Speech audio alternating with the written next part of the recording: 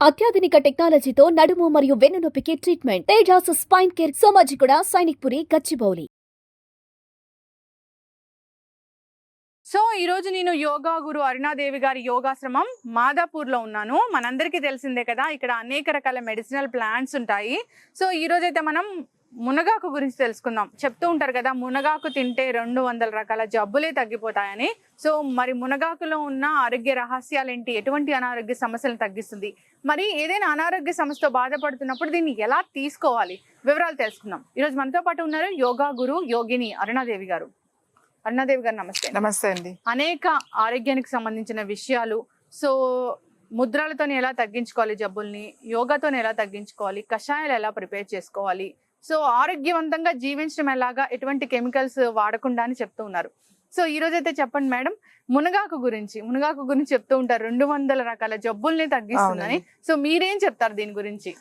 నిజంగానే అండి, 200 ఇంకా ఎక్కువే చెప్పొచ్చేమో. ఎందుకంటే ఆల్ మెడిసిన్స్ ఉన్నాయి, ఏ కే ఈ అన్ని ఉన్నాయి ఇందులో. ఈ మునగాకు ఎంత ఉపయోగం అంటే, మనం తీసుకున్న టీ లేకపోతే జ్యూసెస్ ఇవన్నీ కూడా ఇంకా మేము ట్రీట్మెంట్ లో కూడా వాడతాం ఇవి. అంటే కొన్ని పెయిన్స్ కి కొన్ని ఆకులతో కిడీస్ తయారు చేసి మసాజ్ లో వాడతాం కొన్ని ప్రాబ్లమ్స్ కి. అలాగే ఇది ముఖ్యంగా మునగాకు ప్రతిరోజు ఆహారంలో తీసుకోవాలి. విటమిన్ డెఫిషియన్సీ ఉన్న వాళ్ళు కానీ, ముఖ్యంగా ఇప్పుడు మనం వైరస్ బారిన పడి ఆల్రెడీ మనం కరోనా ఈ వైరసెస్ వచ్చి ఈ వైరల్ ఫీవర్స్ వచ్చి తగ్గిన వాళ్ళకి, ఇంకా ఫీవర్ దగ్గర 1-2 సంవత్సరాలు అయినా కూడా నీరసం మాత్రం ఎవరికి తగ్గట్లేదు. అసలు చాలా మంది చెప్తూనే ఉన్నారు, వచ్చి తగ్గిన 2 సంవత్సరాలు అయినా కానీ ఇంకా నీరసం ఉంటూనే ఉంది. ఇంకా డయాబెటీస్ లెవెల్స్ పెరుగుతున్నాయి, యాంగ్జైటీ పెరుగుతుంది, తర్వాత చాలా వీక్ గా ఉంటున్నాము, పెయిన్స్ వస్తున్నాయి, కాల్షియం డెఫిషియన్సీ వస్తుంది, విటమిన్ డి తగ్గుతుంది, ఇవన్నీ ఉన్నాయి. కాబట్టి ఇది మన ఆహారంలో తీసుకోవాలి. మనకు అందరికి తెలిసిన విషయం ఏంటంటే, ఇవి మామూలుగా మనం పప్పు మునగాకు వండుకుంటాం, ఆకుకూరలాగా, పాలకూర తోటకూర లాగానే వండుకుంటాం, అది అందరికి తెలిసిందే. ఇంకా ఏంటి అంటే, ఎవరికైనా సైట్ అంటే ఆల్రెడీ స్టార్ట్ అయింది, కొంచెం స్పెట్స్ పెట్టుకుంటున్నారు అనుకున్న వాళ్ళు ఈ ఆకు ఎంతో అవసరం లేదండి. ఇదిగో ఇన్ని ఆకులు చాలు, ఇన్ని ఆకులు చాలా, కొంచెం ఆకులు, ఒక 2-3 క్యారెట్స్ అంతే. 2-3 క్యారెట్స్ పీల్ చేసేసి ముక్కలు చేసి మిక్సీలో వేసుకుని, ఈ ఆకులు కూడా అన్ని ఆకులు చాలు, ఆకులు దాంట్లో వేసుకుని కొంచెం నీళ్లు పోసి మిక్సీలో గ్రైండ్ చేసి జ్యూస్ తీసేయండి. జ్యూస్ తీసి మంచిగా వడపోసేసేయండి, ఒక క్లాత్లో వేసి వడపోసి పిండేసి, మీకు ఒక చిన్న గ్లాస్ జ్యూస్ వస్తుంది. మీరు వాటర్ ఎంత వేస్తే అంత జ్యూస్ వస్తుంది. సో ఆ జ్యూస్ రోజు తాగండి. ప్రొద్దున్నే తాగొచ్చు, ప్రొద్దున వీలు కాని వాళ్ళు ఎప్పుడైనా సాయంకాలం కానీ ఈవినింగ్ సాయంకాలం కూడా తాగొచ్చు.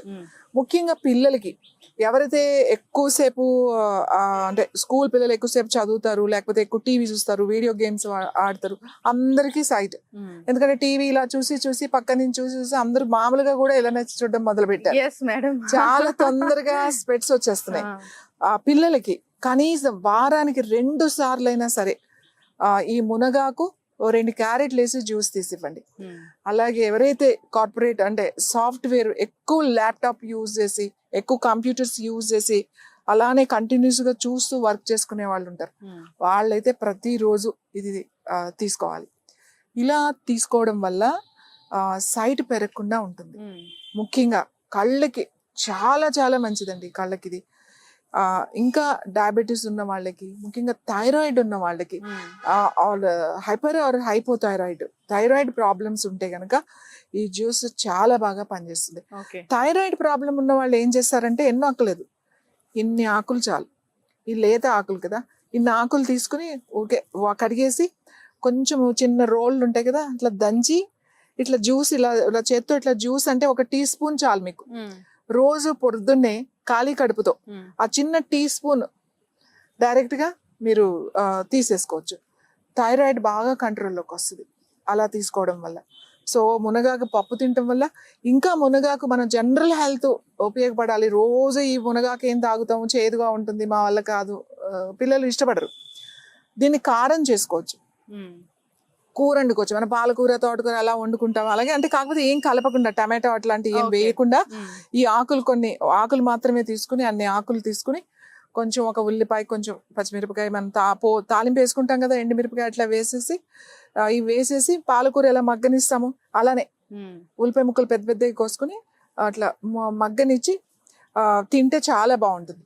ఇంకా దీన్ని పొడి కింద చేసుకోవచ్చు. రోజు ఈ ఆకులు తీసుకుని వెళ్ళి ఏం వేయకుండా ఒట్టి బాండీలో వేసి కొంచెం సేపు వేపించండి. అంటే రంగు మారకుండా స్మెల్ మాడకూడదు, అది తెలిసిపోద్ది మీకు. పొడి పొడిగా అవుతుంది అన్నమాట. ఫస్ట్ ముద్దగా అవుతుంది, ఇలా తీసేస్తూ ఉంటే పొడి పొడిగా అవుతుంది. వేయించిన తర్వాత మనం మామూలుగా ఏదైనా కారాలకి ఎండుమిరపకాయ, కొంచెం ధనియాలు, జీలకర్ర వేయిస్తాం కదా, అవి కూడా విడివిడిగా వేయించి మామూలు మిక్సీలో వేసేసుకోవడమే.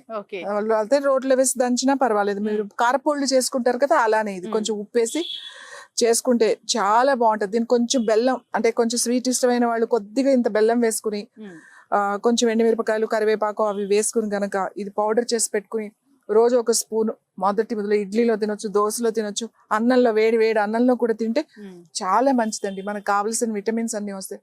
ఫస్ట్ నీరసం తగ్గుతుంది. అందరూ ఎవరితో మాట్లాడినా కూడా చాలా నీరసంగా ఉంటుంది, అస్సలు ఓపిక లేదు, అస్సలు చేత కావట్లేదు అందరూ చెప్తున్నారు.